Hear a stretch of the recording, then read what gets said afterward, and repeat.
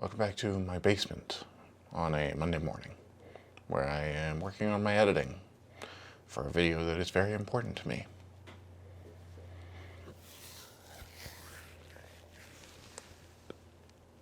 And it is going. I'm working on the Sage Grouse video currently, trying to get that edited together. Usually,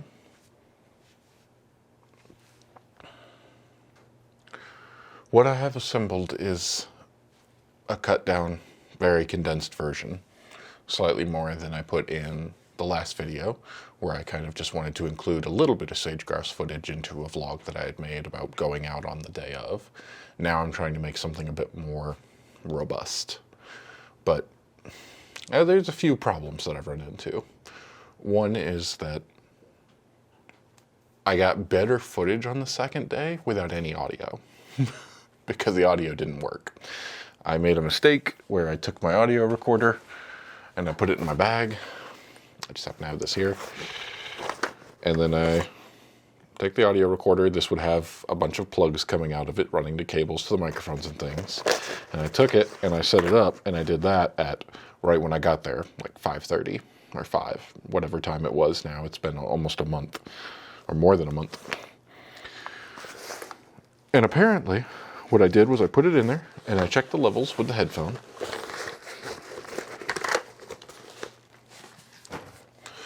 And then as I was putting it into the bag, I must have bumped the record button, which paused it. And then it got put into a bag and I walked off. And I did not use the wireless setup that I have to monitor the audio, but I don't think that would have worked anyway, because it still would have been, it still produces a live signal that I could have listened to. So really there was no way besides having it right next to me. So I've thought about, maybe I need to bring longer cables. Maybe I could run cables, 30, 40 feet away, however far it is, but that's a bigger hassle and not something that I just need to be more careful and get maybe a specific bag that they make bags for this recorder. They're just expensive, but they make ones so that you're not taking it in and out or anything. Everything stays plugged in. It's got holes in the side for the cables to run through. So it's there and you just press the button, and then it's got covers around it to make sure it's held in place. Certainly something I could think about when I have money again. But means I didn't get any audio on the second day, which should be fine. It's not ideal, but it's okay. The problem there is that now I have clips that I really want to use because they were a little bit closer. So I've got better footage, and the light was behind instead of being, if the light source was here and they were here and I was here, we kind of get this angle going on. But here, where I was the second day, I'm backlit at that point. And it was a much better sunrise with more golden hour, orangish glow. So I've got really good footage there that I want to use. Which means I have no audio for those points, which is kind of boring to try and watch. And it just goes silent. So what do I usually do to cover that up? Music, which involved me going through trying to pick some music that sounded somewhat appropriate. Sometimes I feel like Wildlife has more of a simplistic, it doesn't need heavy beats. It doesn't need guitar necessarily or anything super involved. But I had some trouble finding that as well. I've now been working on this for about 3 weeks. And what I have is about 7 minutes. See what my timestamp currently, 7 minutes, 14 seconds. That's not bad. I wanted to keep it shorter so that people would be interested in it. I really want to share this to several people that don't follow me as far as wildlife related strictly. Like, I want to just have the wildlife part of it so I can go look what I saw. I've got several people that I want to send that to as soon as it's actually done. But anyway, I also thought about it would be cool if I did voiceover for it. Like, that's pretty common for nature videos, nature documentaries, things of that nature. But I don't know how to write a script. And as much as I've been trying to work on my vocal skills, they're not there yet. And I didn't do that with the bison video either. Now, the bison video was much longer. I had more footage there, and I think that came out pretty well. I'm pretty proud of it. But again, kind of condense it down. I didn't need to make a 40-minute video because sage grouse kind of do two things. They strut and they throw out their chest. They make some interesting noises, and then they fight. There is no actual mating going on. They, I assume, are doing this as a show of their male skills, for lack of a better word, because I can't think of anything. And then I assume that they pair up with a mate and they go off somewhere, and that's why as I was watching them, they would take off and fly somewhere else. And they go mate in private. Makes sense.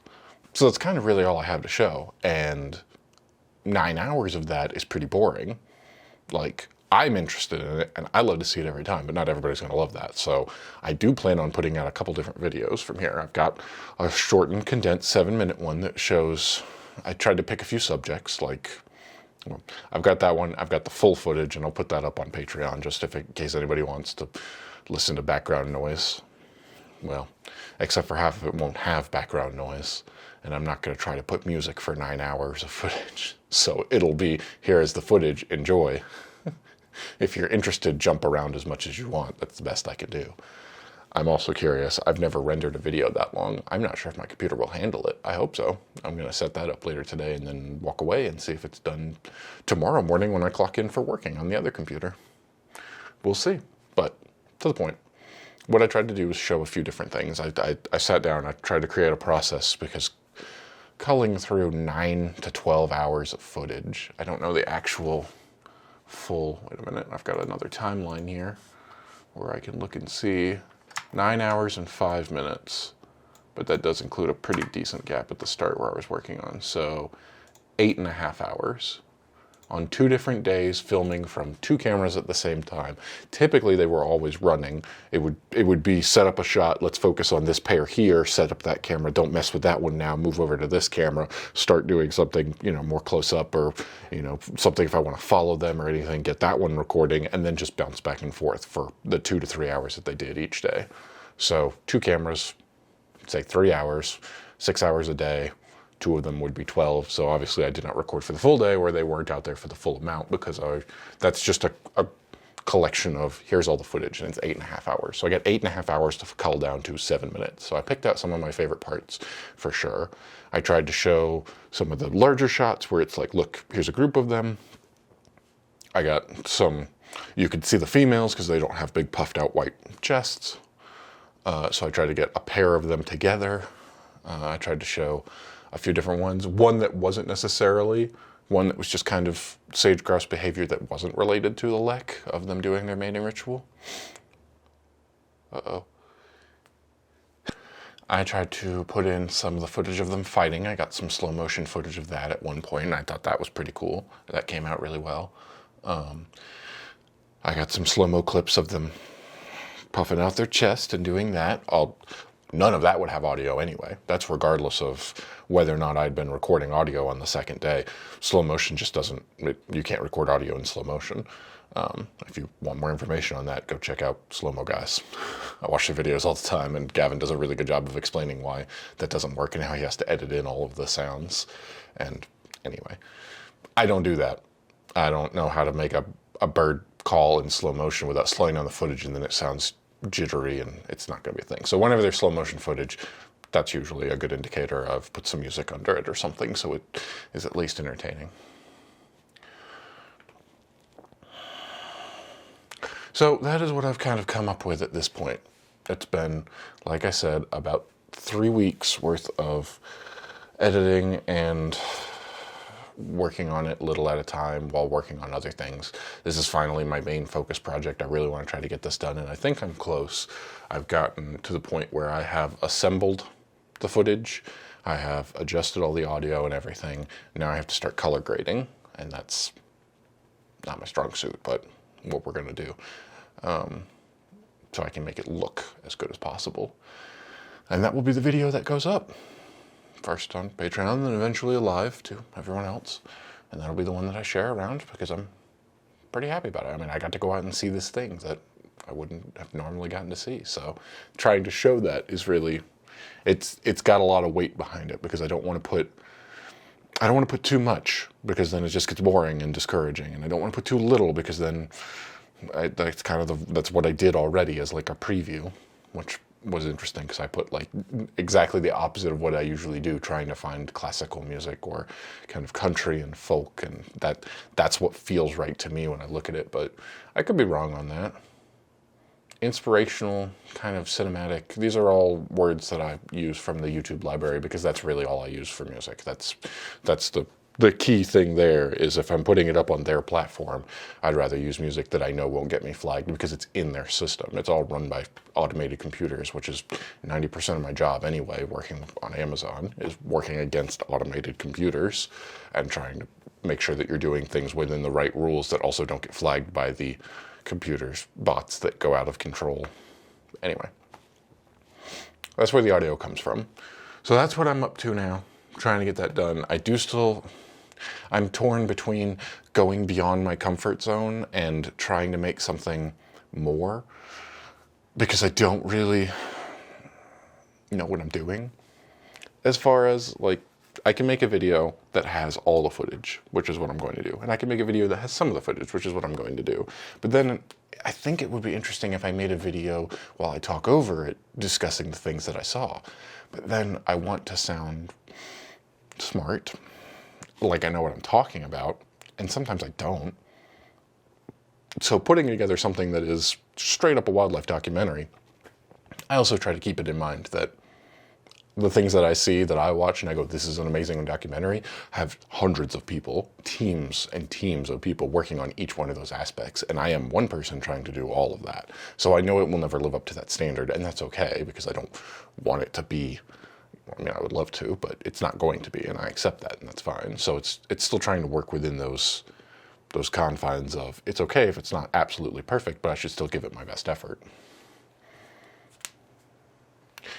And then it just drags on and on and on to the point where it's a month after I shot it and I'm just now getting together the footage, let alone the other things that distract me. It's also just a long, drawn out process that really takes its toll. I'm not a fan of editing. I think I've said that many times. And I have other projects to work on as well. So we will see. At some point I may revisit it. The closest thing I used to,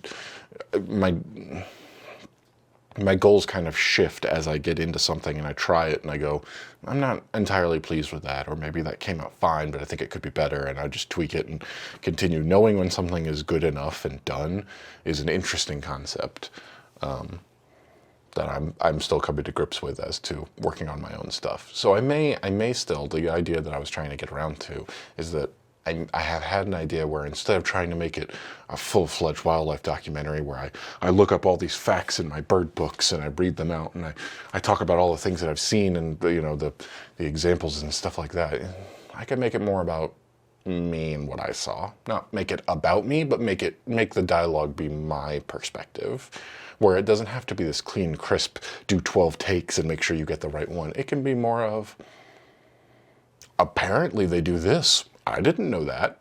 Can you imagine listening to a wild documentary that's more or less me just improving the lines? I think I would practice and I would talk about it and I would look at what it is. I don't know if I'd write down a full script, but it doesn't have to be a full, documentary type script. It's more of just like, I had no idea they did this.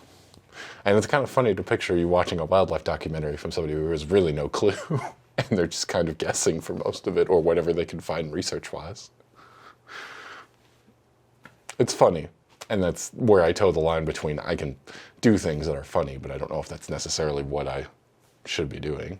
If it makes me happy, that's what I'm going to do. So I might give that a shot. It's just a lot of work, because then at that point, I have to collect more footage to make it different from what I've already done. If it's the exact same video with just dialogue over it, I can see where it's like,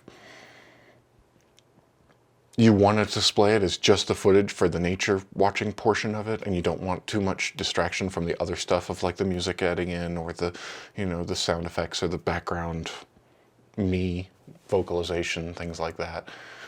You could put out something like that, and then you could put out something else, but if it's the exact same video, so I run through a bunch of different ideas, and I'm still playing around with it, but this is what it comes to, and this is where I get stuck, and I hit walls, and I'm just like, I really don't want to be editing right now.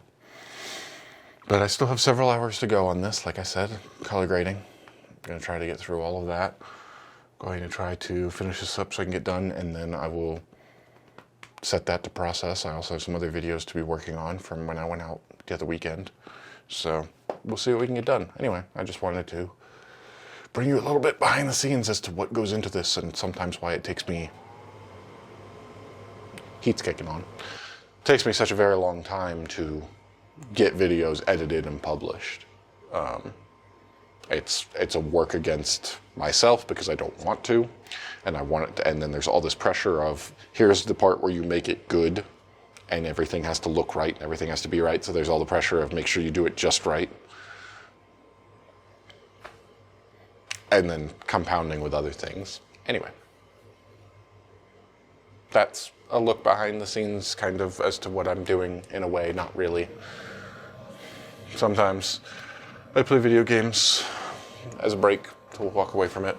More often than not, though, it's because I set it up over here and I go, all right, well, I've got this shot here, but the camera was really shaky because whatever.